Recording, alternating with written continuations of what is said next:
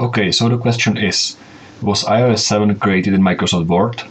It might sound stupid, but this video should show you that it's actually possible. If you like it, don't forget to check the whole series in the real-time speed so you can learn something new. So, let's get started. We'll start with some screenshots from the internet which we will paste into the Word and continue with this base shape for all the icons, which would be this rounded rectangle, and it may be a good idea to make it in the size that it fits the grid properly so we can save some time later. Creating a calendar icon is as easy as adding two text boxes, but because we don't have a thin font like it is used for the 11 number, we have to use a simple trick and add an outline to this label so it visually looks thinner. For the messages icon, we have to set the right color gradient for the background shape. That is from the lighter green to a darker green color. We don't have a color picker, but there are some tricks how to set the right colors. The bubble is just a symbol from the font CUIUI symbols, so there is not much work here. The weather icon is made only from three objects. The background uses our base shape, the sun is just a circle with the yellow gradient fill, and for the cloud we use a symbol from the font CUIUI symbol. We set the fill to a little bit transparent one, so the sun is a little bit visible also below the cloud. For the FaceTime icon, we will reuse the same background shape as was used for the messages icon, and again insert a new symbol from the font CUIUI symbols. The camera is almost the same, we just have to get rid of those two circles on the top by drawing a freeform shape with the same gradient fill as is used for the background. The phone icon is probably the easiest one, because we will again reuse the green background shape and just insert the phone icon and rotate it a little bit.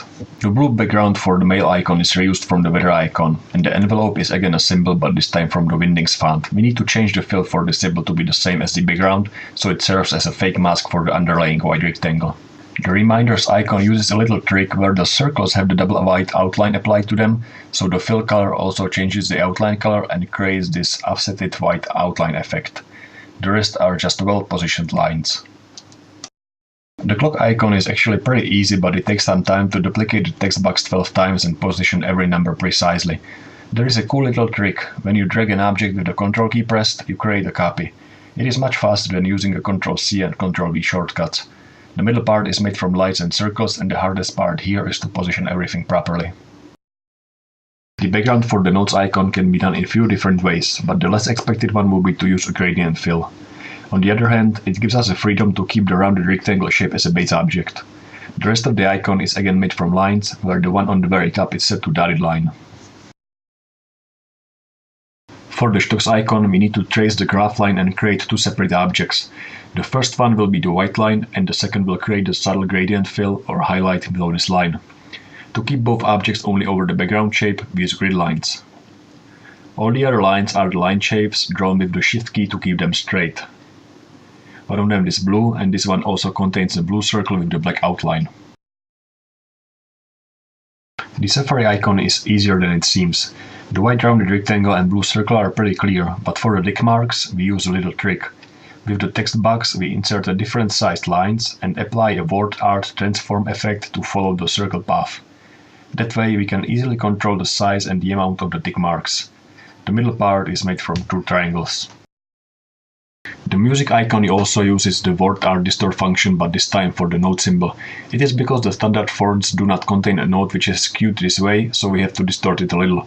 It saves us time because we don't need to draw this symbol from scratch. We will reuse the same note symbol also for the iTunes Store icon. We just need to adjust the background gradient fill to match the colors perfectly. And then make the note a little bit smaller and add a circle with no fill and white outline.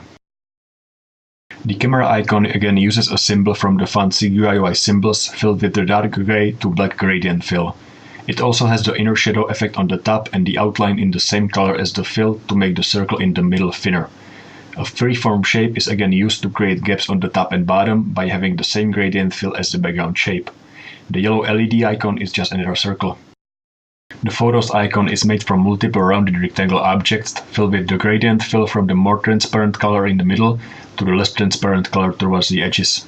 That way we can see multiple semi-transparent objects in the center of the icon. To make the middle part even darker, we copy all the objects out one more time and adjust all the gradients to be darker in the middle.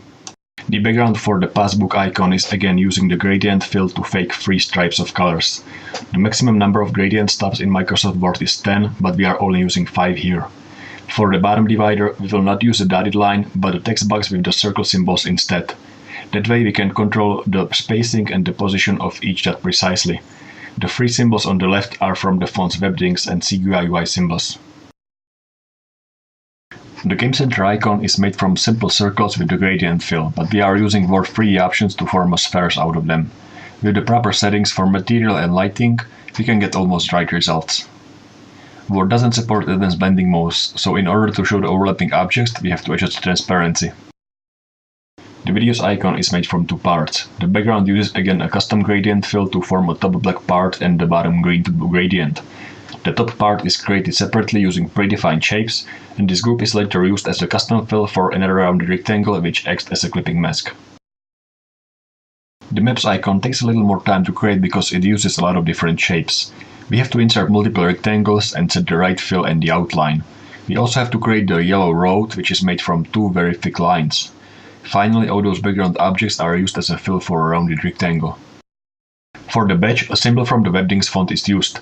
It's a little bit different, so we have to set the font scaling to make it a little bit wider and fill it with the custom gradient fill to form those three stripes of colors. The arrow is again the symbol from the font, and the blue path uses the L symbol shape, so we don't have to use the two separate rectangles. Sometimes there is no appropriate symbol which we can use, so we have to draw it from the scratch. That is the case of the App Store icon, where both the pencil and the brush needs to be created from the standard shapes like the rectangles. We can, however, use a symbol for the brush tip and save some time. It is some nut symbol, but it fits the icon perfectly. The gaps around those two symbols are created with the freeform shape with the gradient fill same as the background. It may look complicated, but we can easily tweak the gap sizes using the line width settings. The newsstand icon background uses a very subtle gradient fill to create a small shadow below the magazine covers. For the covers itself, it's mainly about drawing the rectangles, circles and triangles and setting the right fill color and no outline. For the more complicated shapes like the plane, we can use a symbol from the font. We are also using a selection pane a lot to hide what we currently don't need to see. The most complicated cover is the sports one. We create a tennis ball from the scratch and also the field made from the outlines.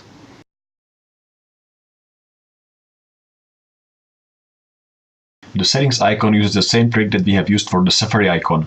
We create a new text box, insert the triangle symbol multiple times and use a word art transform function to follow the circle path. It's a little bit more complicated because we are using a gradient fill.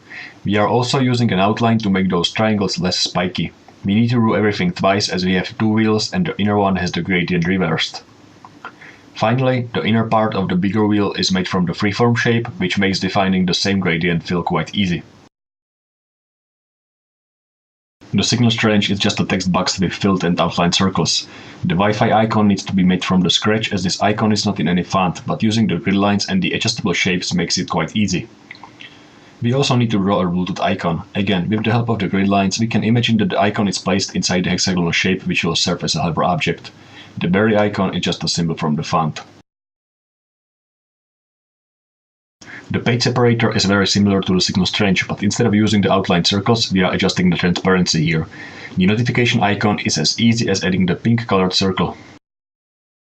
There is not much what can be said over the labels except for one thing. Dragging the object with the Ctrl key pressed creates the copy, and if you drag it also with the Shift key, you are moving the object in the straight line.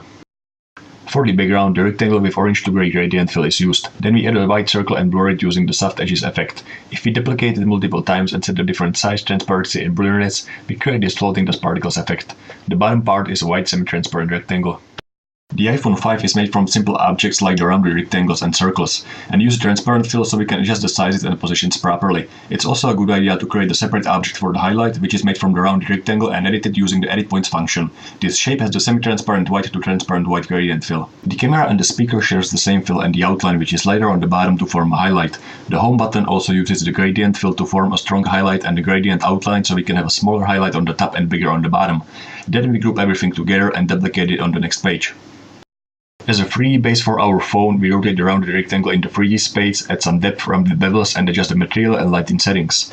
Then we rotate our group in the same way to fit the front side of our phone. We also added a drop shadow using the freeform shape with the black to grey gradient fill, which is blurred using the soft edges functions. Then we change the background and that's it.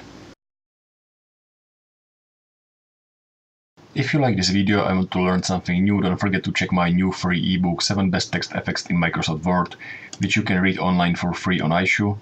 So read the book, learn something new and have fun. Thank you.